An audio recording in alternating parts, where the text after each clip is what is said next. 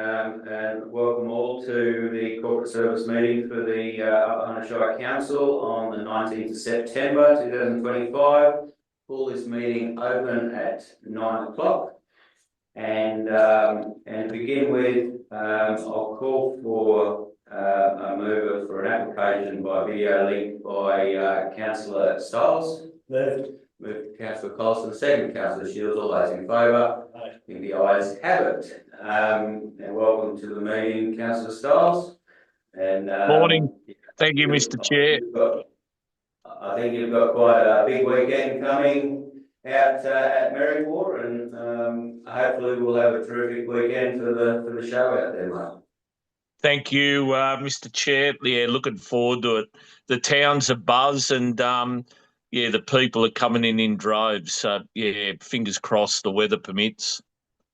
Yeah, very good. Secondly, have I got a mover for an apology today? We've got an apology from Councillor Fraser. Move Councillor Collins, second Councillor Shields. All those in favour? Aye. The ayes have it.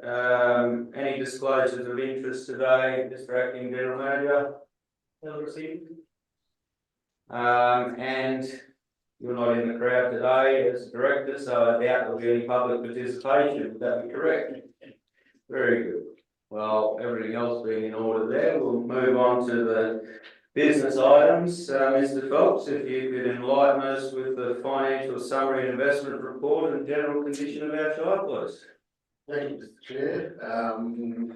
Welcome everyone. So first of all, we'll take you to page 3, which is our financial summary and investment report. On the bottom of page 3 there, as you can see, to the end of August, we have a positive variance to budget of about 71,000 in comparison to 292 in the July month. So very early in the financial period, so it'll obviously take form as and when the months come through. The main movements in regards to this month's transaction for the year to date to the end of August.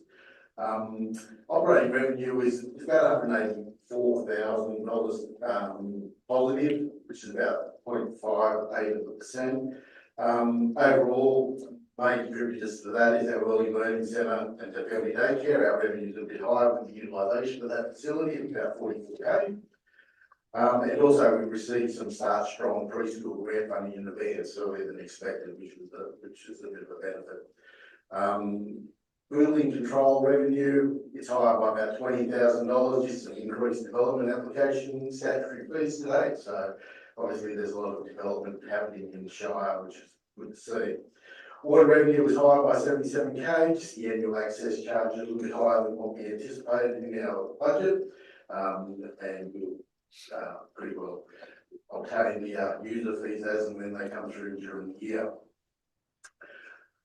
Moving into our non-operating revenue and expenditure, a little bit behind budget here by about 1.5%, predominantly in regards to our internal fleet hire. Obviously very early in the month, in the year, the financial year, so we'll be monitoring that as we come through. And in the first couple of months, it's always getting the schedule together in regards to maintenance, capital work. So hopefully we'll be starting to utilise our facilities or our fleet hire coming through for the rest of the year. Moving into operating expenditure, nearly spot on budget overall. A lot of ups and downs within, and obviously in that first couple of months there's always a little bit of movement with a bit of timing and so forth coming through, with costs being backdated into the last financial year, and also then just the timing of when we receive our expenditure during the period.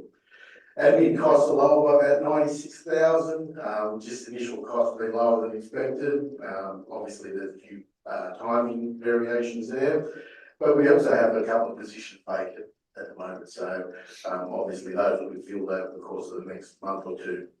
Private works costs are higher by 18,000, so obviously we've gone in and actually had a few more requests coming through for the first couple of months, which is quite pleasing. So the activity's there, so we'll generally have revenue streams to increase on the other side of that. So we'll wait and see where that falls out. So obviously with the weather events, we had a bit more, a lot of cold winds going out to a lot of the places in regards to pothole repairs. Tourism costs are high by about $20,000. This purely is just a timing thing, just the payment of the King of the Rangers and event. The contribution was paid a month earlier than expected. The waste management costs lower by $46,000. Again, just initial cost for the year. It's the timing of getting into vogue. Quarry operations costs, they're high by about $111,000. Purely based on the fact that we have the crushing gear up there at the Elliston pit, and we engage them to do further crushing. So obviously we can obtain some material at a very cost-effective method. So those costs obviously will be recovered through use of material through the year on our road maintenance and capital works. Sewer costs are lower by about $74,000. Again, initial cost in regards to the year, just with the timing. Our local and regional road maintenance is higher by about nearly $250,000 today. So we just had a bit more higher maintenance work required on our road network. Obviously, we'll be monitoring that as we come through the year.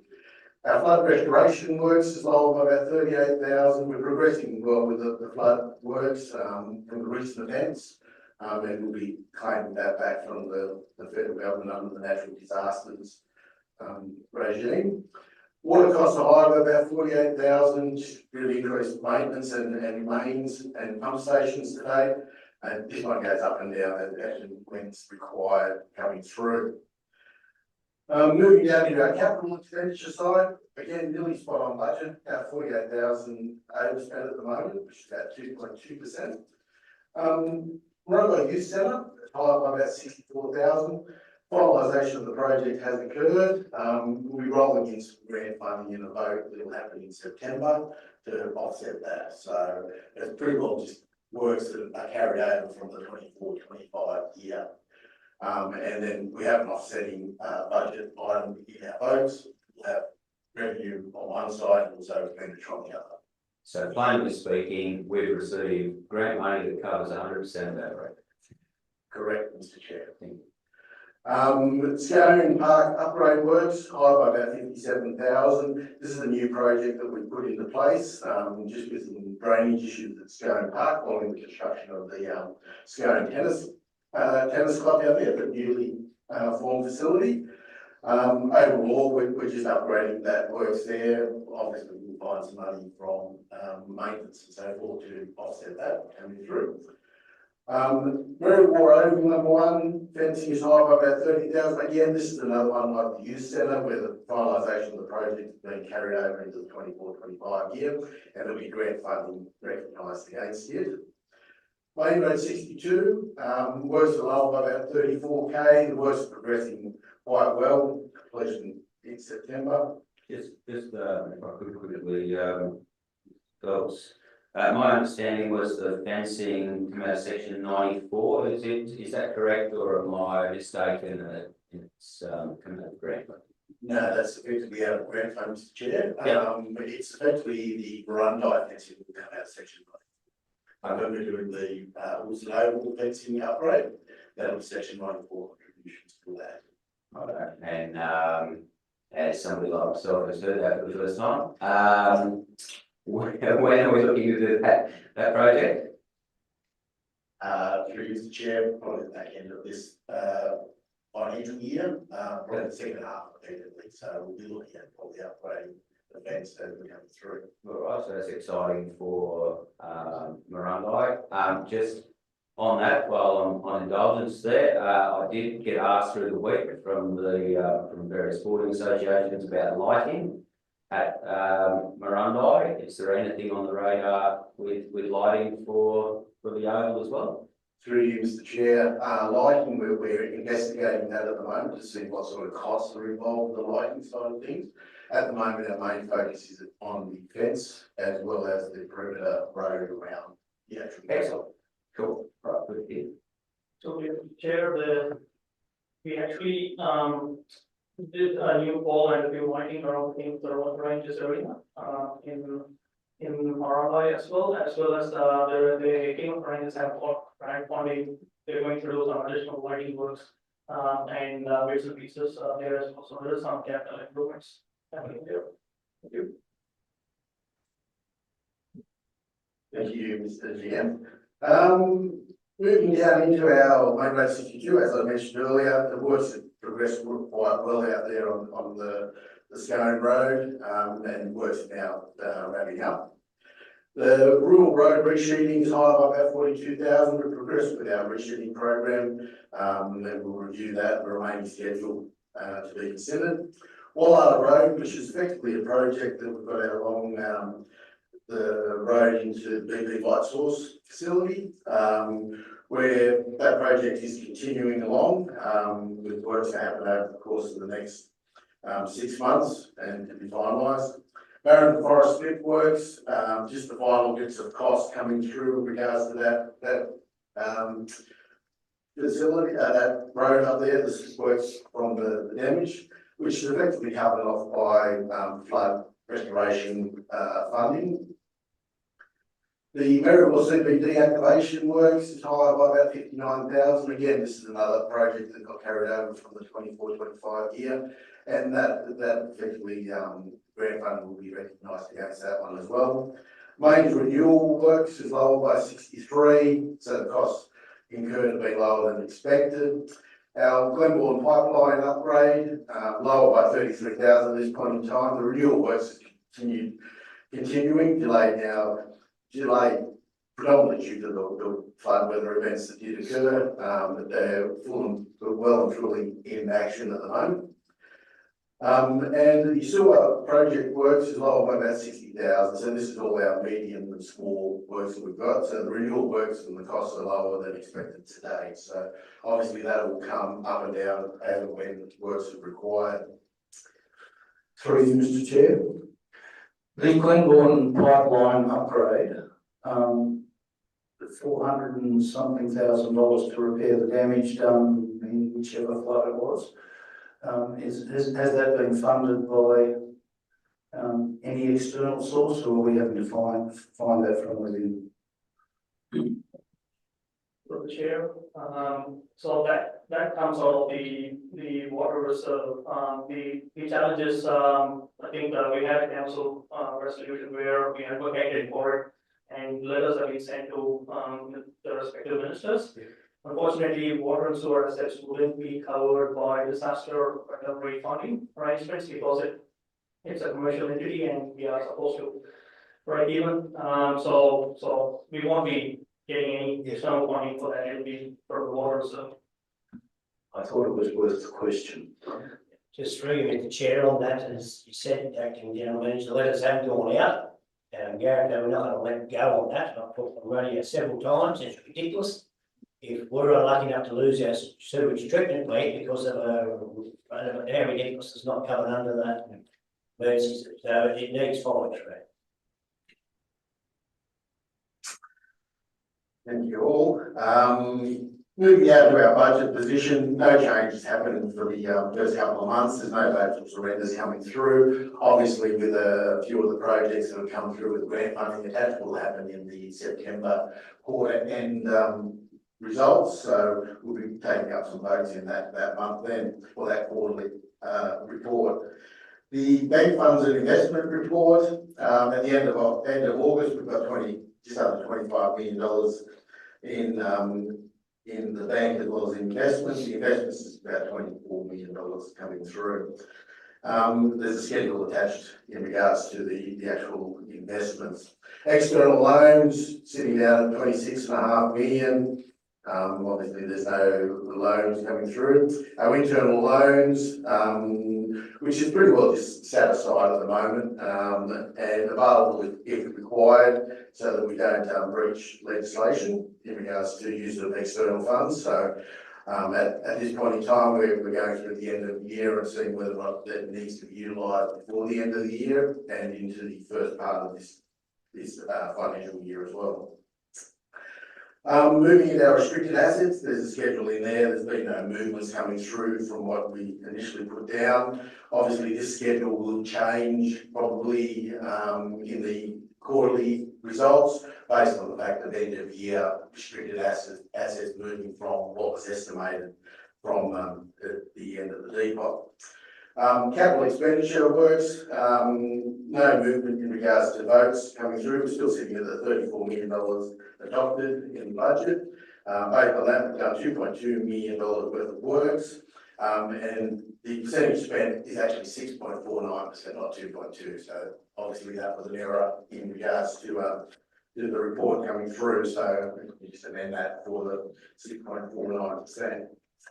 Attached to that also schedule on the summary pages of that capital works side of things.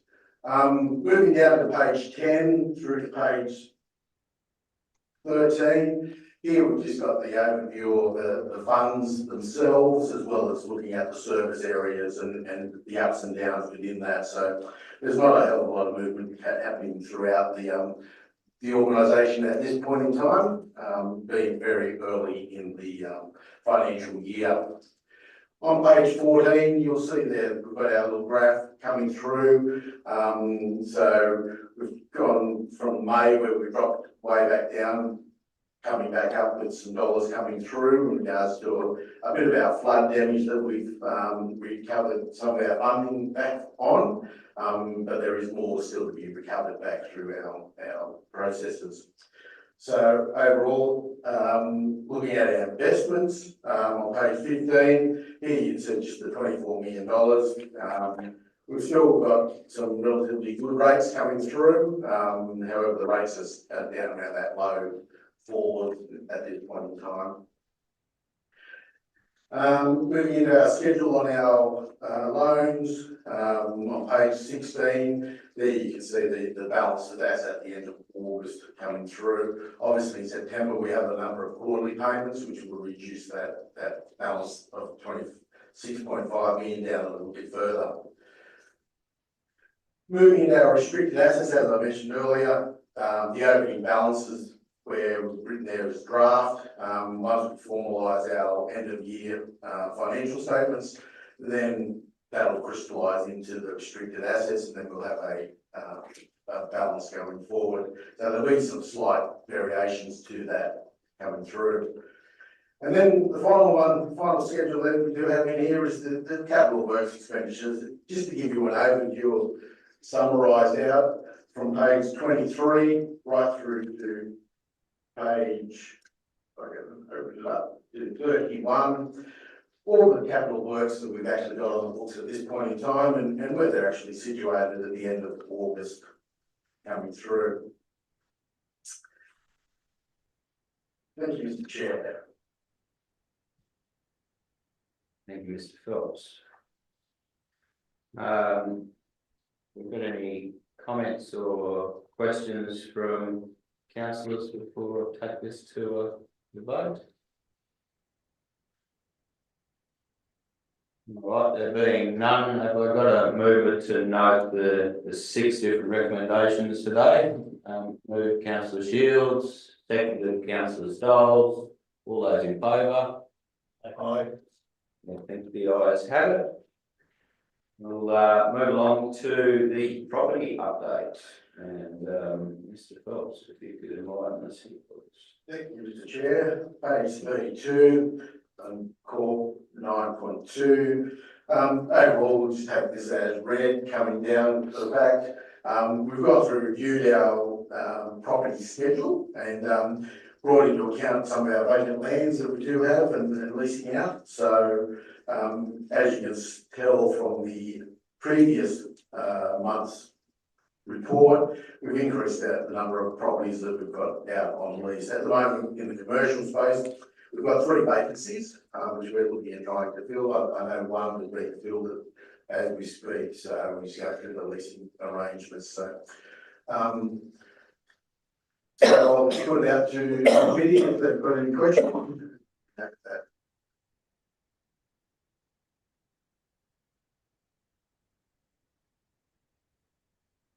I see we've finalised the lease on the Warbirds and that's all up and going. Yes, through you, Mr. Chair. The acoustics of my house have sort of recognised that, but living at the end of that airstrip. Very good. There's been a lot of activity through you, Mr. Chair, out of the airport, so obviously they've had a few events out there. So that's been quite pleasing, especially for the economic uptake in the community. Very good. We got any more questions, comments from councillors before we take this to a vote? Okay, there being none, I'm going to move for the notation of the property report, please. Move, councillor Cosson, second, councillor Stiles, all those in favour? Aye. Carried. We'll move forward now into, speaking of airport, we'll move forward into the Airport Management Committee for adoption of minutes of the last committee held on the 28th of May. And Acting General Manager, you were present at this meeting, you might just run us through any of the details that need to be spoken of. So Chair, I'll probably pass it on to Mr. Phelps to give a bit of an update. Thank you, Mr. Jan. Yeah, so we pretty well went through the items as listed in the report. So I take that as read. So we've pretty well gone down through that. Looked at a number of different issues coming through in regards to the actual access plan for the airport precinct, which is quite exciting. And we're looking at different parts of the facility out there that we have disposing of coming through some lots of excess land. So apart from that, pretty well as per the reports written. Through Mr. Chair, question.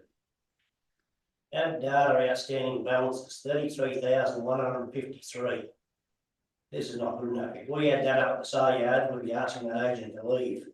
So my suggestion, I said White Park's not much better with debts. We're not a bank. And that's just too much money to have laying idle on there. Through you, Mr. Chair, no, we've actually identified the indebtedness and we're actually chasing those up as we speak. Thank you. Very good. I will just note there's a little clerical error there on page 39. If we could just have a look at the apologies there. Councillor George Fraser, might be changed to Councillor George Fraser. If you've captured that there, Rob.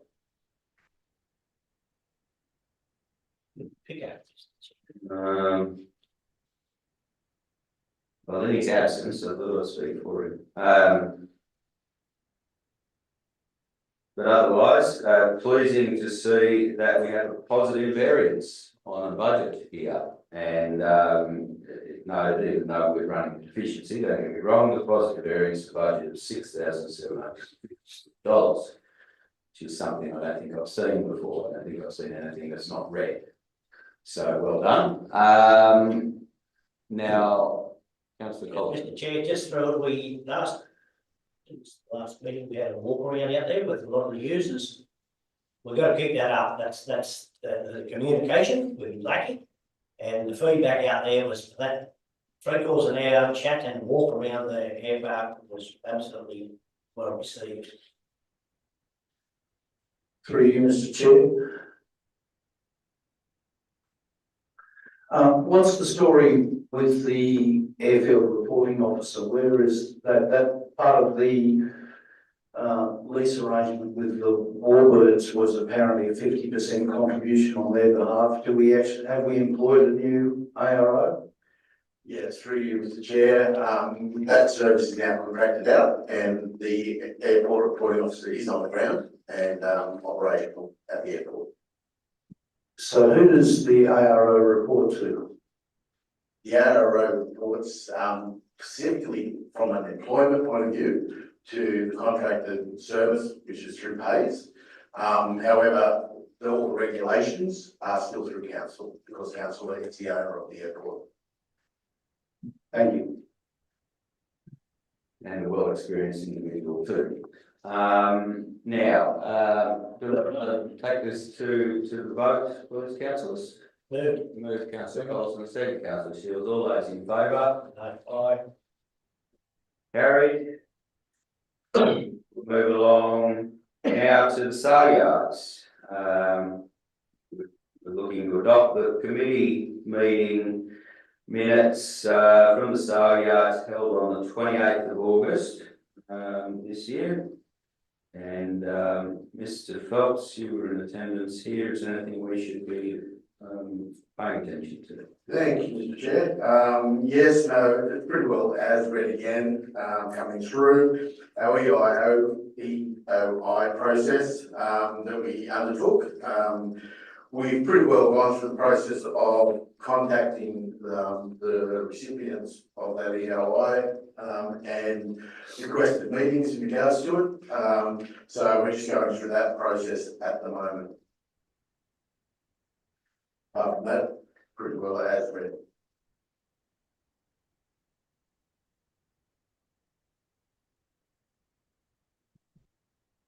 Through you, Mr. Chair.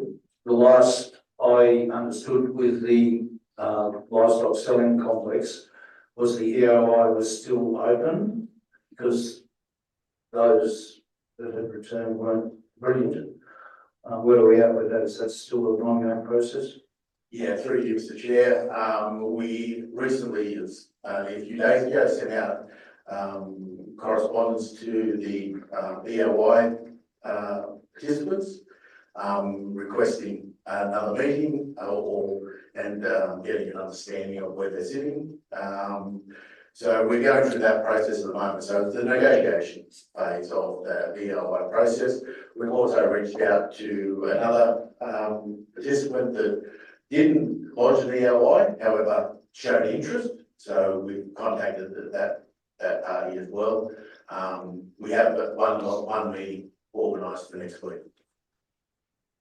Mr. Chair, to follow up, there's some good numbers coming through, and I just put it out there of the agents that are there at the moment. I think they are trying a little harder, and there's been some really good numbers in the last probably 12 months. Very good sale results too, where he's following the cattle market. We have a couple of things here. Just note there's unlike our airport meeting here, there's no mention of the financial side of things. I'm not sure if that's not a priority within that committee meeting. But just on proofreading on page 41, Stuart Sheldrake, great livestock person, but I think he might have been asking for sharing and creation of content for social media rather than shearing. I'm sure shearing will go well, but I don't think that's within our jurisdiction. You've got that there, Rob. Thank you. You're on fire, Mr. Chair. Through you, Mr. Chair, I noticed lower down in that report, he gets a D on the end of his name, so that might need to be amended as well. Whereabouts is that? Page 44. About page 44. Oh, yep. Yep, if we could remedy that, put it Rob on 44, first reference. We put a sentence here.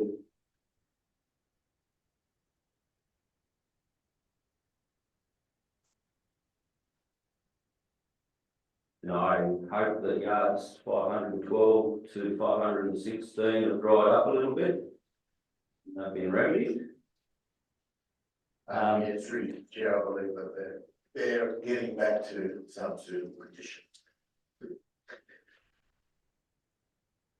Especially with the good weather that we've been having.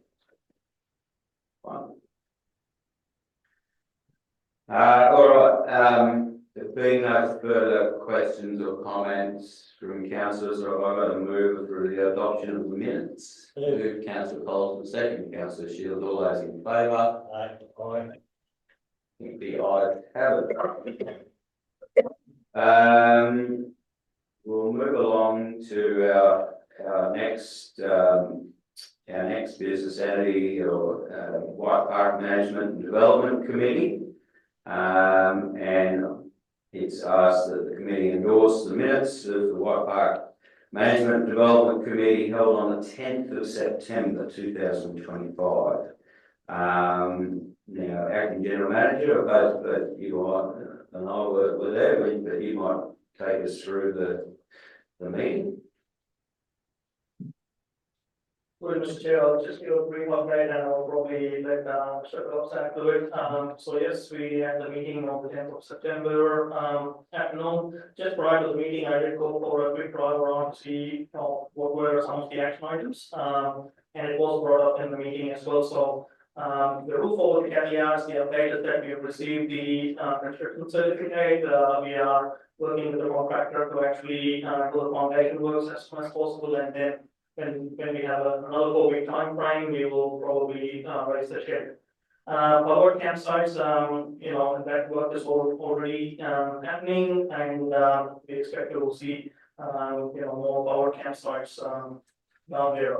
I think there was some discussion about the new warm-up arena that was actually created, and that actually looks really good in when we had the site visit. And I think the discussion with the committee was that they will go down for a walkthrough to understand some of the action items, to prioritize the upgrade of the stables, and to also discuss on the new sand arena that has been raised. And there were other things raised regarding help with volunteers for the event management and for the compliance checks of whether the campers have paid for the camping. Also inclusion of the CCTV to actually make sure that we are monitoring anyone who's not illegally accessing the site. And there were also some discussion on the parking and where we can formalize the parking according to what's in the master plan side of things as well. So, Dwayne, did you want to add to that? Through you, Mr. GM, pretty well you covered it off well. Any other questions? We can take them. Just through you, Mr. Chair, again, we suggest to go down and walk around, another great idea, it's the only way to get, that committee is very, not challenging, but it's the case in controlling, because there's so many different users and so many different ideas. You'll never flog it out in this building, so on-site's the way to go.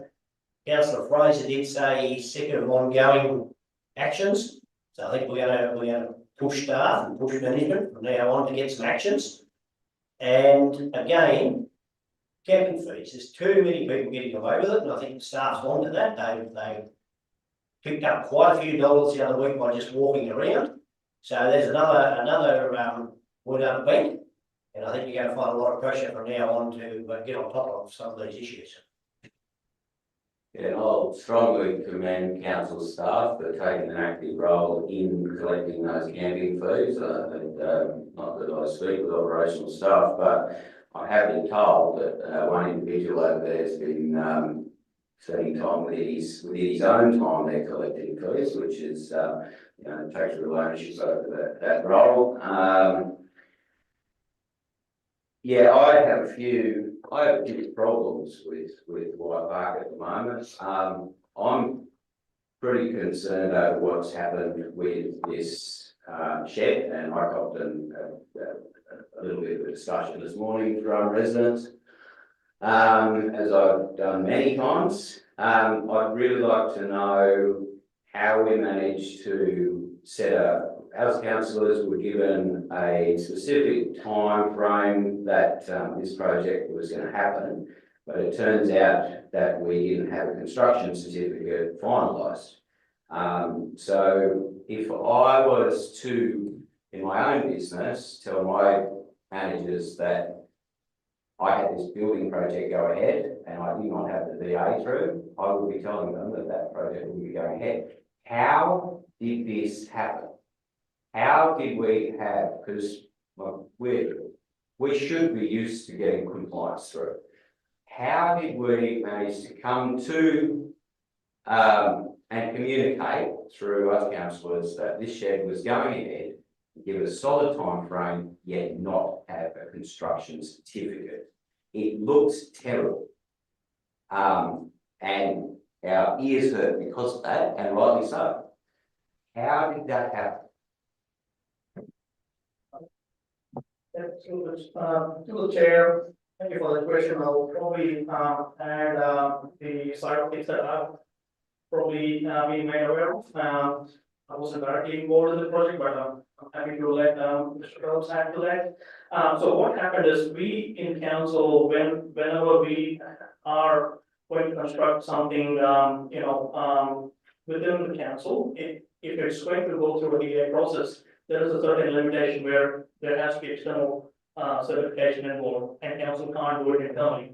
Now, originally, when we tried to build a shed, it was our anticipation that these would be the timeframes to actually get the construction certificate. So we went through the tender process, anticipating that it will all come through within that timeframe. And what happened is when our external certifier was recommended by one of the committee members, we actually went with BuildCert, and that actually there have been a lot of back and forth happening in terms of the information that was required by them to actually assess the site. Then there was something going on with the fire compliance, which we didn't expect. We didn't think it was that much of a big issue based on our own planning experience. And then that was actually justified, and then they were happy with that information. Then they were asking us to update our plans with the contractor details, and these minor things, they all add to time, and I think there was a lot of back and forth. Our staff weren't, happy either about this process. So originally we went with an anticipated timeframe, and we told council that this is all going to be, done as per what we anticipated in our, project plan.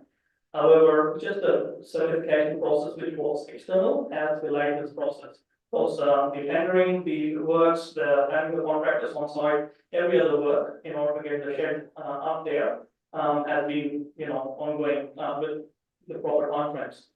It was just the certification that took a lot of time, which we didn't anticipate.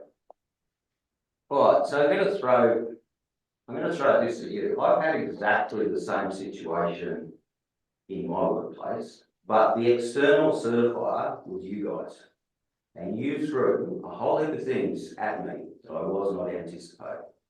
And I had to keep going back to my bosses and say, no, they want this, I can't.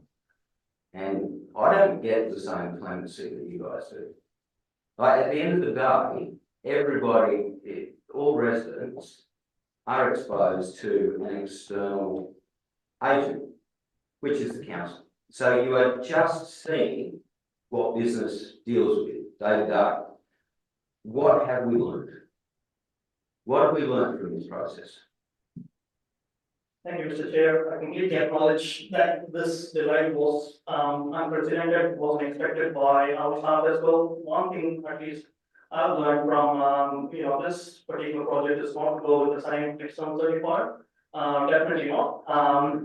Now, what we are looking at doing is, the thing is with the external certifier, which is outside council's control, we can only anticipate to a certain extent. And this was the first time we actually went for such a project to get the external certifiers to certify that, and we didn't expect all the questions they were putting forward. But with every project, we learn, lessons, and we will try to incorporate that into our future projects. So, I think the other thing that I would probably learn from that is, we as council, again, I'm not a planning expert, but we as council, we do have certain, time limitations, and we do have, protocols around what we can do and what we can achieve, whereas when it goes to external, and we are kind of bound to be providing the information they want us to do. If, for example, council at some point has decided to stop that process and go with another external certifier, then we wouldn't know what else that we would get caught into. So at that point in time, you know, the actual, decision was that we will continue to go with them, provide them the information.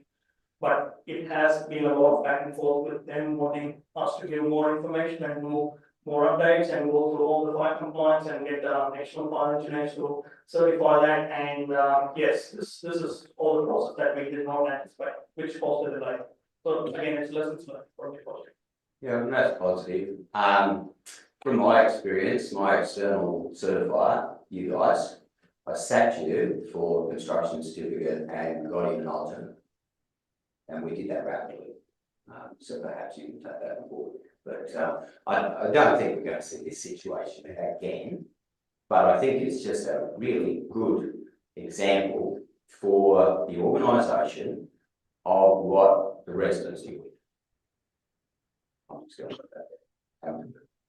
Mr. Chair, yes, at least we're on the way, we're going to get a roof over very short, it's been an inconvenience.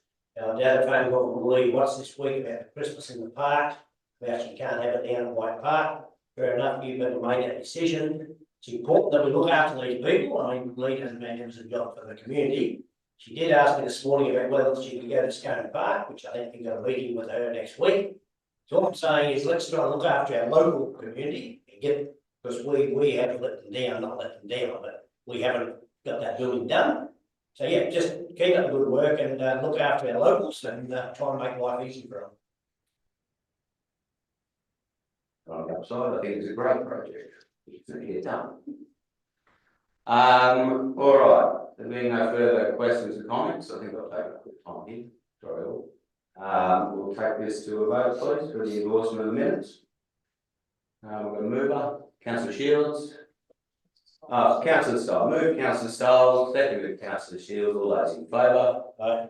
Aye. The ayes have it. Right, we'll move forward to grants report through corporate service committee. Just looking at a note the report. If there's any comment by the staff, please feel free. I think we've got I think positive, and we've heard about it from King of the Rangers, $50,000, a successful grant there. A few unsuccessful grants. And then we have quite a few in the works, and I must congratulate the finance team and especially a very hard-working grants officer that seems to be being dobbed into everybody. She's doing a grand job. But yeah, if we've got any questions or comments from councillors? Move to report. There being none, move Councillor Colson, seconded Councillor Shields. All those in favour? Aye. Aye. Ayes have it. Request for donations. Mr.